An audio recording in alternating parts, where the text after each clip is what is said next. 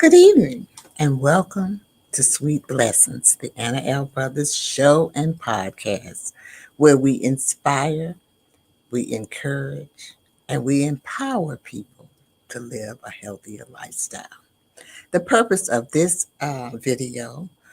this episode, is to provide workshops, speakers, and knowledge to help you live a healthier lifestyle. And so I'm coming to you uh, today because I want to talk to you a little bit about gardening. But before I do that, I'm Anna. I am a retired school teacher, an educational consultant, a certified cake instructor, an author, a health consultant, and I'm also a jury consultant. So, with that being said, I started this podcast because I was lacking knowledge. And I figured if I was lacking knowledge, others was lacking knowledge just like me. So, it doesn't matter how old you are or anything. If you just don't know, you just don't know. And so I do research, and I have special guests to come on and speak to you about certain topics. So, before I get started, there is some little housekeeping that I need to do. So, the first thing I want to do is to remind my viewers on Facebook that you can support me by sending stars, and stars help me earn money to make more content as we go along. So, please, by all means, support me. And then the other thing is, I do go live periodically, 3 days a week on my Facebook profile. So this is, if you're interested in following me, this is my Facebook profile. And I also always ask people to, let me go. Let me tell you about this. Is my bit.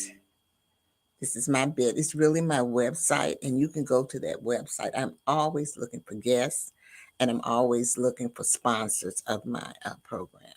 So you can be a sponsor or you can be a guest. If you're interested in that, then you can contact me on my bit. But also, you can also contact me through my email.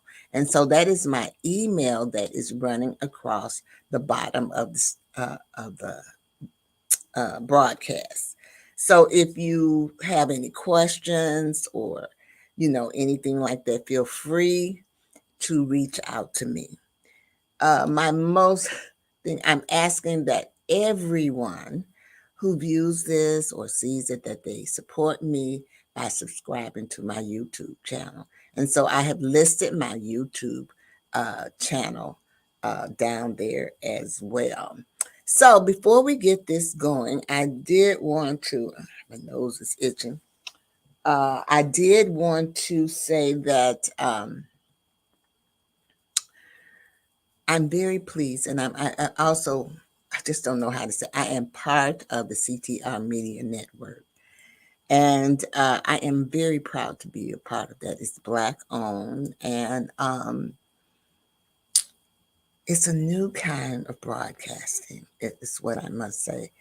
And so you can check us out on um, YouTube. We're on to YouTube. Not only am I on YouTube, but the CTR Media Network is also on YouTube.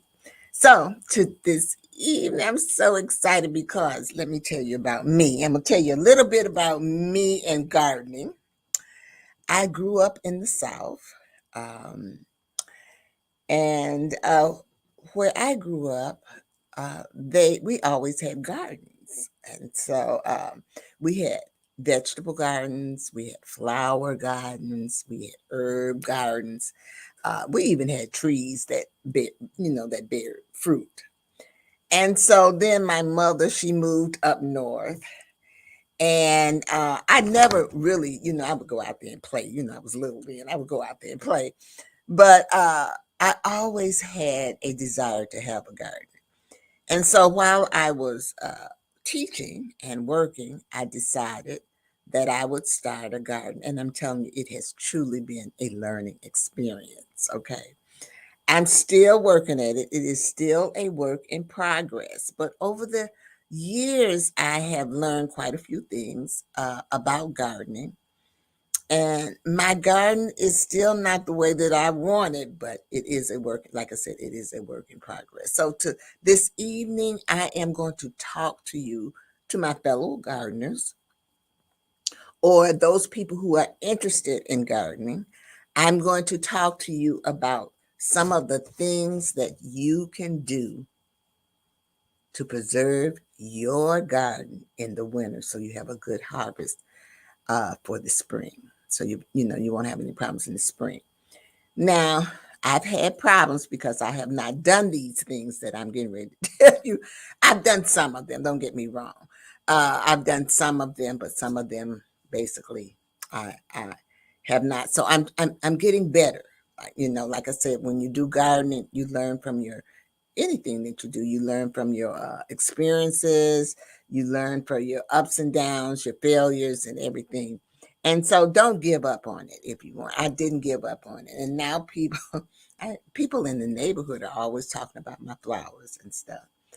And so this year, before I get into all that, this year I had two projects that I was doing. I had a weeping willow tree and I cut it down and I kind of let the ground settle in it. And so my dahlias was a project that I did this year. And this year was the first year that I planted watermelons. And I am proud to say that I have about 5 or 6 watermelons that have grown and they are really, really growing. So we are going to take a brief commercial break and then I'm going to come back and I am going to talk to you about essential um, garden winter care for your garden, the steps that you need to do. Now, I'm going to try to show you a brief video doing this thing on some tips as well, but I have not been successful in sharing my screen. So we're going to take it in stride today. So let's go for that brief, I would say brief commercial break, and then I'll be right back to talk to you about gardening.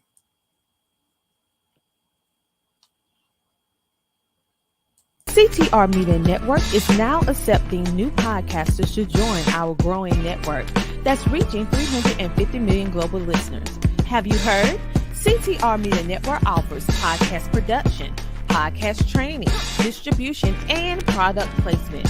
Book us for your next event or schedule an interview with CTR Media Network podcasters today. To learn more, go to ctrmedianetwork.com. Well, welcome back. And so I'm going to add my PowerPoint. So it's Winter Garden Care, Essential Steps for a Healthy Spring. And I think that you need to carry out these steps because, um, well, I can say this. One year I left for 5 months. I left my home for 5 months. And so none of these steps were done. And I'm telling you, I have been having a hard time getting it back together because pretty much so my garden was kind of okay. And I've learned some things along the way that might help you as we go along. So we're going to go ahead and we're going to get started. So we want to talk about garden steps. So the first thing that you want to do, and because I'm doing this because it's now September. September and October are really the months that you kind of need to do your winter care for your garden for the spring. And so most of everything is, has bloomed or everything, it's going on. And you've had some luck with it. You've had some luck. So the first thing that you want to do is to clean up remove dead plants, fallen leaves, and other debris from your garden bed. This helps prevent the spread of diseases and pests. Now, when I say garden beds, I'm talking about the regular garden. Some people have box gardens, okay? Some people have pot gardens. And I'm hoping that these tips that I'm sharing with you will help you in all of those areas. And I'm hoping that I'll be able to share those videos, because one of them talks about pots. And I know for a fact I've had big pots that I could not bring into the house. And so one of them talks about that. If I can't get it, I'm going to tell you what it says on it. So the next thing, after you clean up all the debris and dead plants and fallen things, now I have heard that you should leave some things on the on your garden, because it also helps preserve things, and animals are there and they kind of help as well. So here we go. Next slide. So after you have cleaned up everything, you want to do some pruning. So you want to trim back any overgrown or damaged branches on trees and shrubs, and you want to prune your perennials that have finished flowering or growing or whatever that they do. Now, this is where I made my mistake at the very beginning when I first started gardening, is that I planted annuals. And so every year I was scuffling because, annuals only bloom 1 year. And so that made my working in the garden much more task orientated. However, I quickly learned that perennials was the way to go.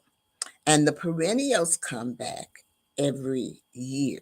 So basically, you just prune them back once they stop growing, and you cut them down, and you go from there. They'll be ready for the um, for the spring. All right. Next one, mulch. Apply a layer of mulch around the base of your flowers to help insulate their roots and retain moisture. And I'm going to say you're going to do that with your perennials. Okay. Your annuals, you still are going to have to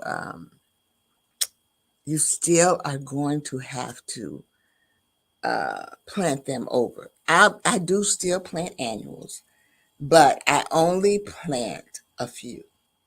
I love zinnias, so I always make sure that I plant zinnias, and I like coleus, and I plant those as well um, during this time. But mulch, this is a step that I have not done, and this is a step that I intend to do this year.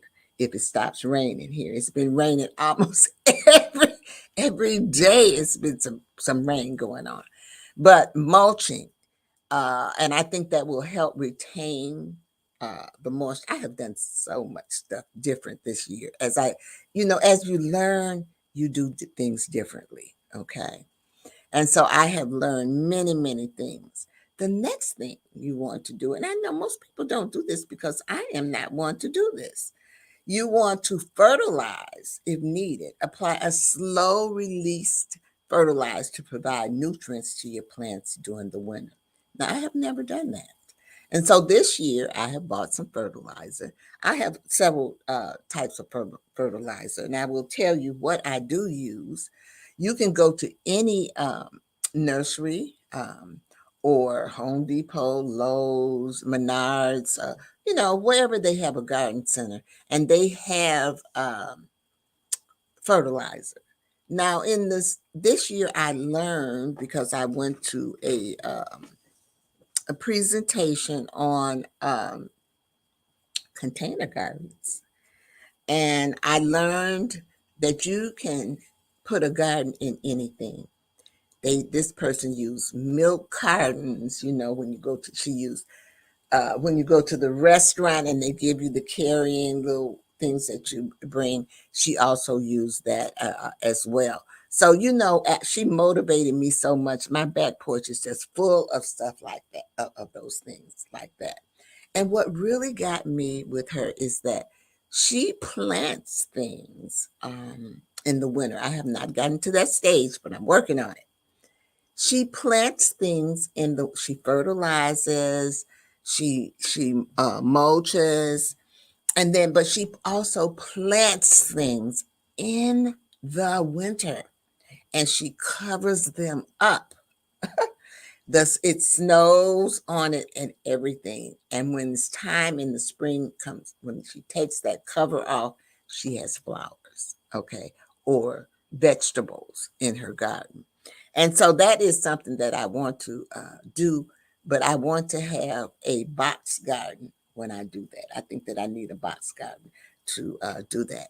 But some of the fertilizers that I did use this year was a fish fertilizer. Ooh, it stinks, y'all, but it works. And I don't use it in the house, but I use it with my flowers on the outside. It keeps the squirrels away. It keeps the rabbits away. It keeps out because it has an odor to it, but it is a great fertilizer. I also used what is called blood meal in my garden. And it is a powder, but you only need a teaspoon. So when you dig your hole to put your plants in, you just sprinkle a little of this in the soil. And let me tell you this. I used to use cow manure.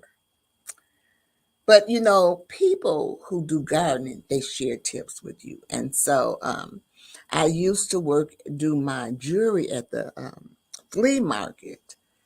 And this guy came by, we got to talking about a garden and him and his wife. And he told me that he used mushroom compost for it. And so naturally, the next year when I started gardening, I used mushroom compost. And I like it.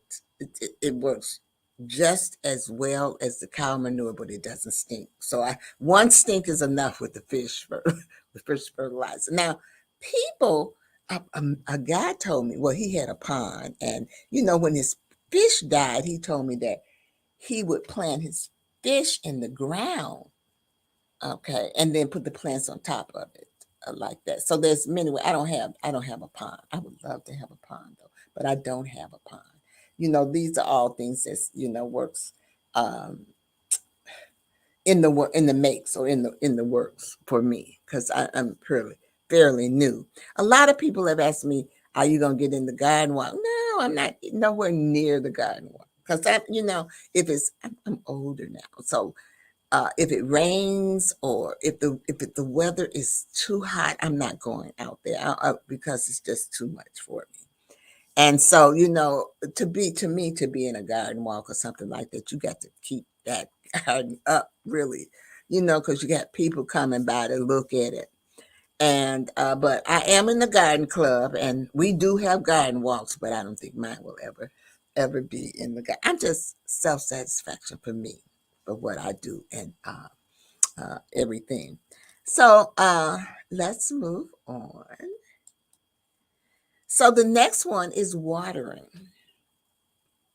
So, and to ensure your plants are adequately hydrated before the first frost, however, be cautious. You want to make sure you water them, but you want to be cautious not to overwater, as excessive moisture can lead to root rot. So, I I have never watered uh, my garden before then, but I said this year I was going to do that. Okay. But I do have some plants out garden, my dahlias, which was one of my projects this year, that I don't take them up. These are I don't know if they're perennials or how you would want to call these, but you can dig them up after the first frost, and you can save the I don't know what they call them. I can't even think of it right now. The roots. It's the root part that goes out. You can save that and replant those flowers the next year. Okay. And so I said, oh wow, then I need to water my thing, my garden before that. Now you're gonna get, well, I'm in the area where it snows. You might not be in that, and people listen to this all over the world. And so you might not be in an area where there's snow, but where I am, there's snow, and it kind of moisturizes the ground as well. So with that being said, we're going to take another brief commercial, and I'll be right back to continue the thing on garden steps. Oh my goodness, the mailman came. I hope my sweet little thing cookie's in here. I just hope it's in here. Let me see. Let me open this up. That's it. That's it. Sweet little thing cookies. That's sweet little thing cookies. Oh, I'ma have me a ball now. Let me just get this right here. Little thing cookies. That sweet little thing cookies. Oh yeah. I finally got my cookies. This sweet little thing cookies. Oh yeah. I'ma have fun. This package kind of big though. Man, it got a lot of cookies. Oh yeah, this the best thing ever. I'm trying to tell you, I got my cookies, and I'm gonna eat these cookies, and ain't nobody gonna stop me. Wait, what? Marie, what you doing, man? You can't have those cookies right now. I'm sorry, we about to eat dinner. Once we finish dinner, then you can have those cookies. Go ahead, put them up. Go ahead, put them up. Are you serious, bruh? I got sweet Lestain cookies, and now I gotta wait for dinner? Fine, can I at least look at the cookies? Thank you. Oh my goodness, I have waited all this time now. I gotta do all this. Fine. Oh yeah. I got my hands on some sweet Lestain cookies. But I can't eat them right now because bruh talking about I gotta wait to dinner. Okay, I'ma do that. But once I finish that, it's gonna be on, y'all. Wait a minute. Bruh talking about cooking some food.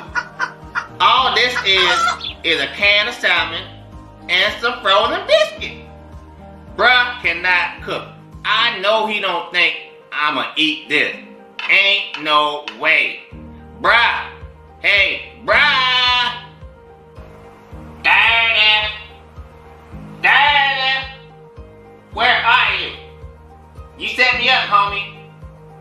You had me about to eat a can of salmon and some frozen biscuit. I'm not down with that. I want my sweet Lestain cookies. My sweet Lestain cookies. Carry this. Is this what I'm saying? I was born by the river in a little old tent. Just like that river, I was running ever since.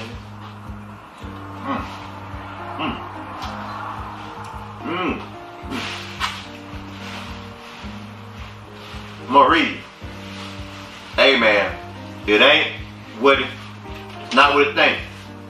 I'm sorry. I was just gonna eat one cookie, but I ate them all. It's not my fault, Marie.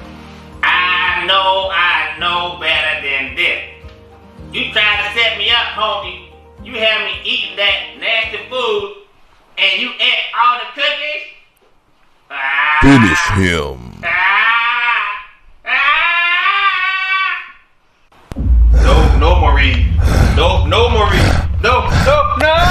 Hey,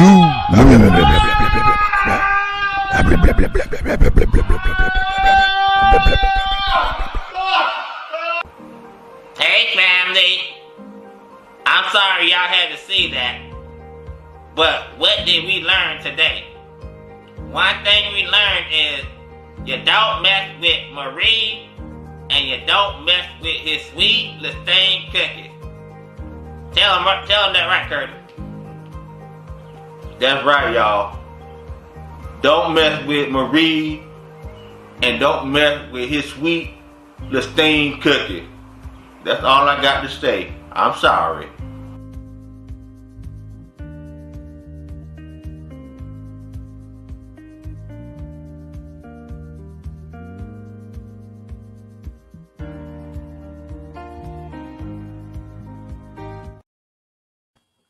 Well, I am back, and we just got through talking about how we water and everything. So we're going to move on to our next one. You want to protect your tender plants. If you have delicate or frost-sensitive plants, consider covering them with burlap or frost blankets to shield them from the harsh winter weathers. Now, this is something that I do. The year that I left, I did not do that. But I do my roses, I clip them back. And then I cover them. But I'm going to tell you a story about my roses. Because when I first started gardening, I love roses. And so I bought me a rose bush, and it was supposed to produce red roses. And so that year, naturally, I didn't cover it. And so the following year, it was dead. I said, oh my God, I let this plant die. I paid pretty good money for it.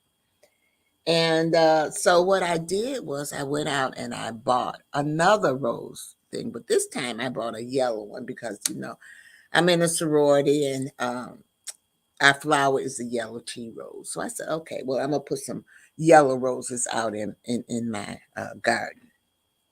And so it was just doing really, really well.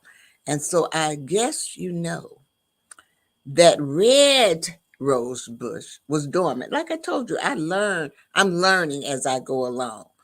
The red rose bush was dormant, and it came alive. So there I was, and I'm going to tell you, they still in the ground. So I get red roses and I get yellow roses. And then you know what? They made it. So every year I get a couple of roses that are yellow with the red trimming around. It is gorgeous, y'all. It is so beautiful that they have, they've made it in the thing. So when you're gardening, you'll find that you'll get all kinds of new things that's gonna happen. So, but I do cover my roses now, and garden is very relaxing, but it is a lot of work. I'm going to tell you that, but it's something that I truly, truly, truly enjoy. So the next one is sometimes you have plants that are in pots, and you need to bring those indoors because, I have plants in my house that I take outside for the spring or summer so they could get some of that good old sunlight and everything. But I bring those plants back in the house because I don't think that they can withstand the freezing temperature. So I bring them inside, or you can place them in a protected area. Sometimes people put them in their garages, but I know that if I put mine in my garage, I'm not gonna be messing with it because I can barely get in my garage now because my mother passed. I got all her stuff in there, so I bring mine in and I put it in in my patio door as well. So you want to bring your plants in. And a lot of times, I want to tell you about geraniums, because geraniums, they say that you cannot, um, they say they're annuals, but I'm going to tell you right now that I always use my geraniums over. I bring them in and I water them and nurture them all through the winter months. And then when spring comes and I get ready, because I make my own arrangements, y'all. I love doing that and putting flowers together for my porch and all of that. And so when I bring them in, I take care of them, and then when the spring comes, I put them right back out with um, other plants as well. So you want to kind of bring the your pots in. Now that other it's a YouTube video, y'all, and I want to show that because he talks about what you can do with pots. So if I cannot bring it up after the next commercial, then I'll tell you what he said to do. Okay. It's really two videos that I would love to show you if I can if I can share my screen. Sometimes I have difficulty sharing my screen. So the next thing is, don't forget about those garden tools. Okay. You want to clean and store your garden tools properly to prevent rust and damage. Okay. Because you can't leave them out. You can't leave them out. Even your hoses, they suggest that you get all of the water out of your hoses if you can. And then what you're going to do is to just, wrap them up and store them for the spring, because you don't want your hoses to burst. And believe it or not, a hose is a garden tool. Okay, so keep that in mind when you garden, because you don't want to be buying garden tools every year. You want to, enhance or let your tools get more tools. You don't have to keep replacing, the same tools all the time. And so we're going to take another little commercial break. And then I am going to come back. I'm going to try to show you that video when I come back. So here we go. The Homeschooling Interactive Magazine is a magazine that embraces and celebrates the entire homeschooling experience. Our magazine is different from all the rest because we provide beneficial information and assistance in homeschooling, business, wellness, mental health, resources, and life. We encourage you to pick up a copy of our magazine today on Amazon.com by simply searching the Homeschooling Interactive Magazine. The Homeschooling Interactive Magazine is all about impacting the world through home-based learning, helping to de-stress the homeschooling experience. Get your copy from Amazon today. All right, we are back. And I am going to, hold on. I am going to see if I can share my screen real quick, because I would love to show you this video. Let's see if I can pull this up real quick. Hold on.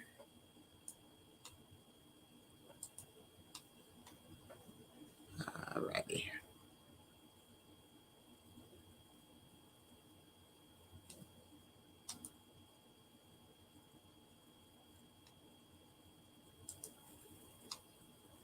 We will soon see.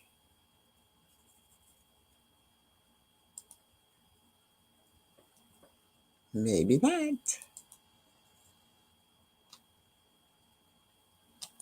Oh, it's not working for me.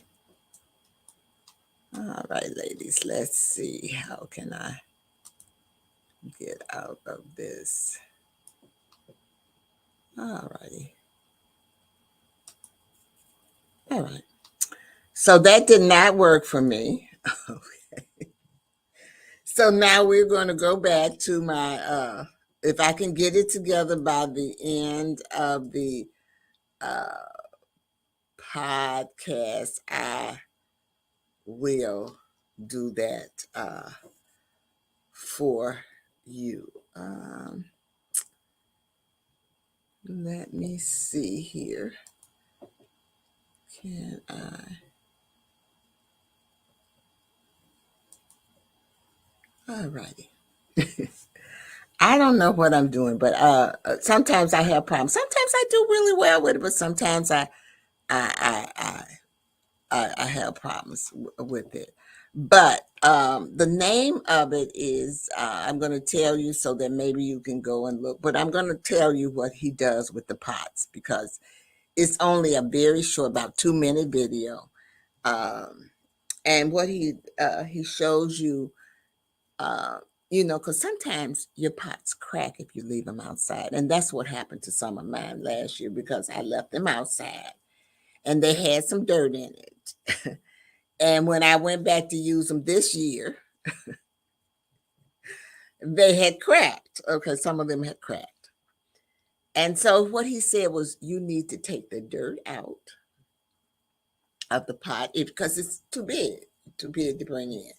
So take the dirt out the pot, and those bubble wrap, that you pop. I love to pop them. But the bubble wrap, and you take that bubble wrap and you put it in that pot, that big pot, and then put the dirt back in there, so that that bubble wrap will give some expansion. Your pot will not burst. And then sometimes he said you cannot bring all of your pots in, but you can dig a hole in the ground and put those pots in the ground, and that also preserves them as well. So I did want to share that with you about the pots, and because a lot of us people in apartments and stuff like that, they have pot gardens. They don't have gardens in the ground, and I do both. I'm not gonna lie, I do both of those. So just think about that when you're gardening, and you don't have to have a garden. I want to let you all know you don't have to have a garden in the ground. This girl who did the container garden, you can grow anything in the container garden, and that is the truth. Beans, greens, peppers, everything could be creative with it. What I did learn from her was that to be creative. And she also told me, hey Carol, how are you? Thank you.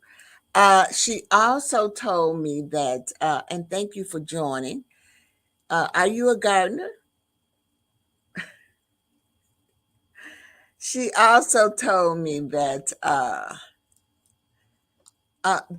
it's never too late to garden. She says some people say you're supposed to garden like in the spring or whatever, but she says no, you can garden in the wintertime. Now I have this little it's an ultraviolet. I meant to bring it so I could kind of show it to you, but it's in the kitchen now. But it is a little container. You put 6 little pods in it, and you stick these pods down in here, and it has ultraviolet light. And I have a garden on my counter, so I do basil. I do dill grows out of there. I do 2 types of basil, a Thai basil and a regular basil. You can do anything. Peppers, I do peppers in that. So all year long, I have lettuce or growing, and I can just go and pull it off and make me a salad. That is the good part of those. It's an indoor garden, and it is great. They come large, small. Mine is about this size, and it's about this high, but then it has a little apparatus that comes up that goes over that gives that little um, ultraviolet light for them for the plants as well. Okay, so we are going to move on here. Let's see. Now, I don't have this, but there are people who have farms and stuff like that, because farmers, they're growing plants, okay, whether it's corn, peas, or whatever it might be. They have a specific thing that they're going to be growing. So winterized irrigation. If you have an irrigation system, you want to drain it and winterize it to prevent the pipes from freezing up on you. So take all of those type of things into consideration for those people who have a big area where they need to do irrigations. And I know that I'm from the Midwest, and there are farmers here that have large areas. They do corn, they do all kind of things, and you do need some type of irrigation system for that, because you just can't get out there with a hose and water it. And another point that I want to let you know is that a lot of times people water their plants from the top, and I'm going to ask everyone to get out of that. You want to water your plants from the bottom, because that moisture on those leaves gets them wet, and it just somehow or another, it inhibits them from growing or whatever. But you want to always water from the bottom if you can. Sometimes it's not possible, but then other times it is. It is. So the next thing that I want to talk to you about is plan for the spring, y'all. You need to plan for the spring. You want to use those winter months to plan and research the upcoming garden season, including selecting plants and seeds. Even though you cannot see that, it says seeds. Because, and that's when I do my planning. I get my seed books come in, and a good company is there's many out here, you can research it. But my mother introduced me to this company called the Seed Saver Exchange, and they it's a catalog, and you can order seeds out of there. They have everything: flowers, trees, everything. And the purpose of it is they try to preserve the seeds, and everything.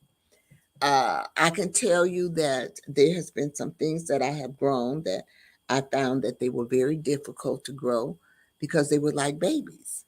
So garlic is one of those. And I'm going to tell you, plant garlic in the fall. And it is something that you have to nurture. And I was very successful with them. But once it comes up, once you take it up, then you got to hang it in a dark place. I'm telling you, it was, as you learn, that was something that I learned along the way. I am very good at harvesting seeds. So my perennials, I pull the seeds or go out and take the seeds off once it has stopped blooming and all of that, and I store them in a container and I store them and label them in a container for the spring.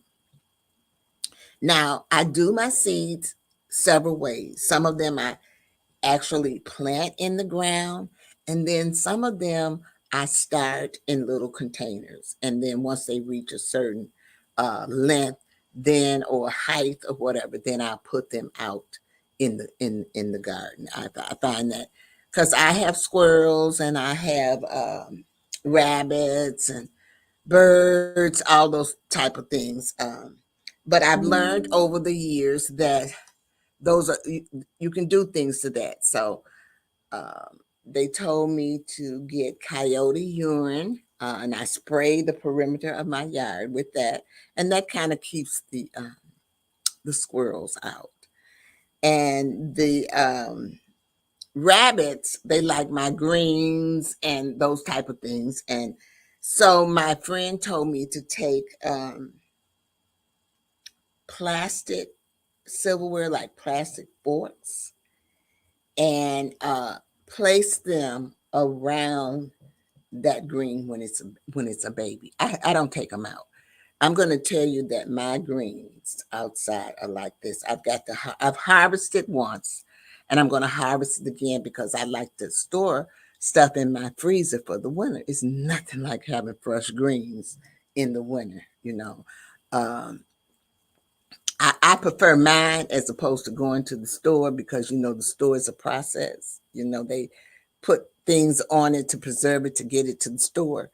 And whereas I can just go out in my yard and pick mine up. So I got some cooking to do. I'm not going to lie because I have about 4 or 5 stalks of those greens that are, you know, I'm going to tell you they're up like this high. And they're collards. Normally, I do collards and mustard and turnip greens, and sometimes I do kale and uh, uh, lettuce. But this year I was a little late in planting, so I only did the collards. I did beans, string beans. I did string beans. I did peppers. I did ghost peppers. Also California Reaper peppers. I did jalapeno peppers. I like peppers, y'all. I'm a spicy girl. Um, I did tomatoes. I had cherry tomatoes, regular tomatoes. This is just uh, my vegetable garden. I got horseradish. I got cilantro out there, and my pride and joy with this year was my watermelons. You know, I had never planted watermelons, and you know, when I was down south, they always planted watermelons, and you would go out there and pick you a watermelon and everything. So I planted some water. I didn't know if they were going to grow, but I've been very successful. I had about 5 out there. I haven't picked them yet because, you know, like I told you, I was late in planting them. Also, like I told you, I harvest. So I harvest all those seeds that I can. I have morning glories along my fence, and I take all of those seeds from there and put them in a bag so that next year when I plant, I don't have to buy those. Okay, I don't have to buy. I even got catnip because I got cats, you know. So I plant. I have catnip. Let me see, what else do I have out there? I have hibiscus, and I have several type. These are several type of hibiscus. I got red, pink, white, and I have sage, where I take the sage and I let it dry out, and I give these things away to my friends. You know, I put them in little containers and give them some seasonings for the winter, so they have those. I just enjoy it. I come from the South, like I said, and they did canning. I just have not gotten into canning. I've been retired now for a while, but I do so many other things. But I would love to can. My mother and my aunts and uncles, and you know, all of them, they can. I could always go down south and come back with jellies, and those jellies last me. I miss that. Those jellies and vegetables, they would can vegetables and, you know, all of those things. And I would come back up, back home, back up north, and I would have those things. So keep that in mind. Make gardening easy. It's getting easier for me because I do the perennials. Now, I do want to talk to you. You need to research your flowers, because sometimes you can plant something and it can be invasive, an invasive species. It can be beautiful as all get up. Now, because I did not know I love sweet peas, y'all. So I planted sweet peas, and those sweet peas have taken over my garden. I mean, I planted them in the front of my house. They're all around the side of this house. They're all around on this side, and I have even seen them in the back. So every year I have to pull those up. I really want to pull them up, but I'm going to try to pull most of it up in the spring. I mean, in the winter this time, and see what can be uh see if I can, because I want to plant something else too with that, and they will take over the garden. I have peonies. Let's see what else do I have. I have sunflowers. I mean, those big ones. I have variations in the sunflowers, and it's so once the flower dies, you just open up. You have all those sunflower seeds, so you don't have to buy it again. You just save your seeds. I put mine in a plastic bag. I'm not gonna lie. I put it in a plastic bag, and I just save it. I give away to other people. I plant milkweed because I like butterflies, and so that attracts the butterflies and the birds. I've had hummingbirds, all kind of birds, y'all, in my garden. Um, so I just want to let you know that following these steps, you can help your garden survive the winter and also thrive when spring comes. So we are going to take another break, and then I'm going to come back and wish you well. Here we go.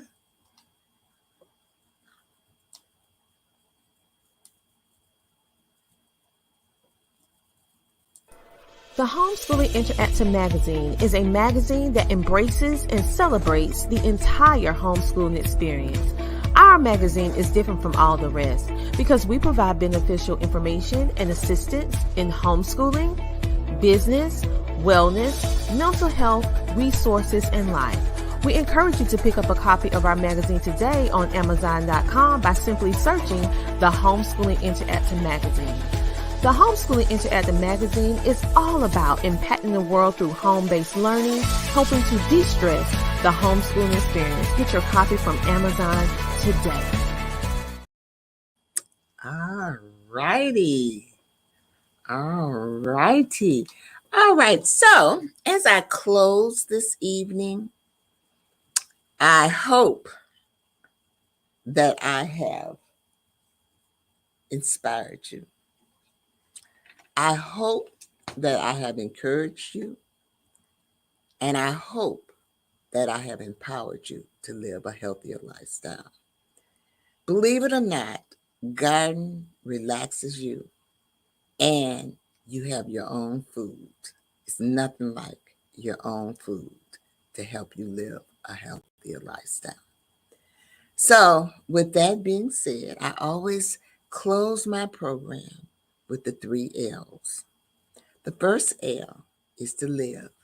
Make sure that you are living your life to the fullest. Do those things that you enjoy to do. Be happy. Don't let anyone rain on your parade. The second thing is to laugh. Make sure you laugh. Find somewhere in your day where you can laugh. Laughter is so good for the soul. And then the third thing is to love. Make sure you try. I know it's hard sometimes. My grandmother said it's hard, but she always told me that those people who you have a hard time loving are the ones that you need to love the most. You don't know what people are going through in their lives. And so don't be irritated. Just take a deep breath, count to 10. Okay? Because you can always love them, she said, with a long wooden spoon. Okay? But the most important person that you need to love is yourself. Self-love is very important. Don't you ever forget about that. And so with that being said, I am going to wish you farewell. And I come on every Wednesday. Every Wednesday, you will see sweet blessings. Have a great one. Be kind to everyone. Talk to you later.